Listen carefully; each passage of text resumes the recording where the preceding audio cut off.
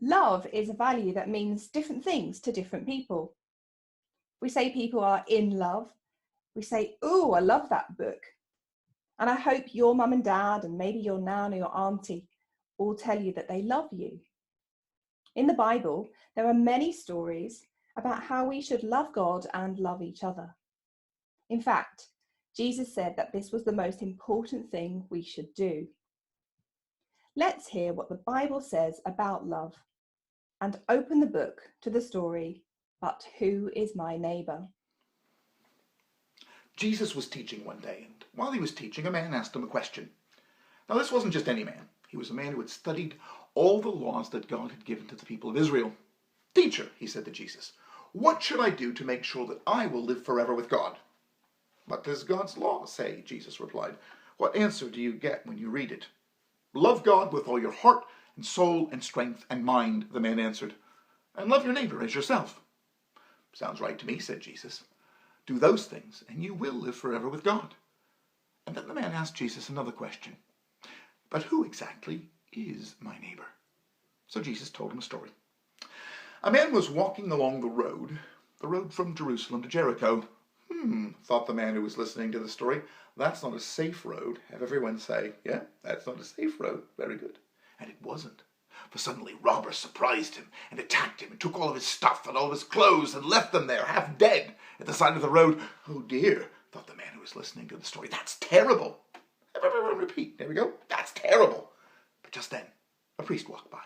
"Oh, good," thought the man who was listening to the story. "The priest will help him." Everyone repeat. "The priest will help him." But he didn't. No, he didn't help the man. Not at all. He just kept on going.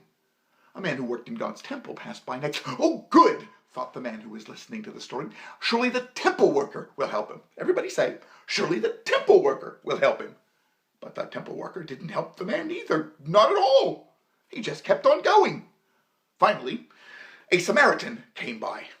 "A Samaritan?" thought the man who was listening to the story. "Our people can't stand Samaritans. They're not like us. They don't worship God like we do. They even helped our enemies once. Samaritans are rubbish." And that Samaritan will never help him. Go on, say it. That Samaritan will never help him.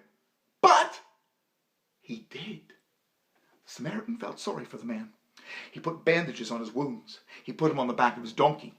He took him to an inn and took care of him. And the next day, when the Samaritan had to leave, he gave money to the innkeeper to care for the man until he was well again, with the promise of more if that money was not enough. So, Jesus asked, which of the men who passed by that day was a neighbor to the man who had been robbed? "The one who cared for him," the man who had been listening to the story replied. "Go ahead, you say it too. The one who cared for him." "There's your answer then," said Jesus. "Now you go and do the same." Do you agree that the Samaritan showed love for his neighbour by his actions and his care?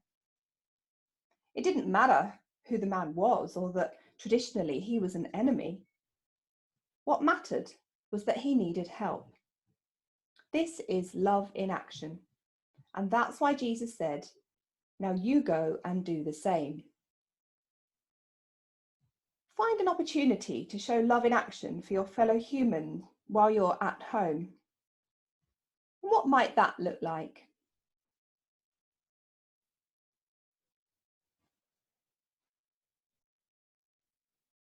Now I'm going to say a prayer. And if you want to make it your prayer, say Amen at the end after me. Dear God, thank you that you have filled the world with good people who show love to their fellow human beings when they see a need. Help us to play our part whenever we can. Amen.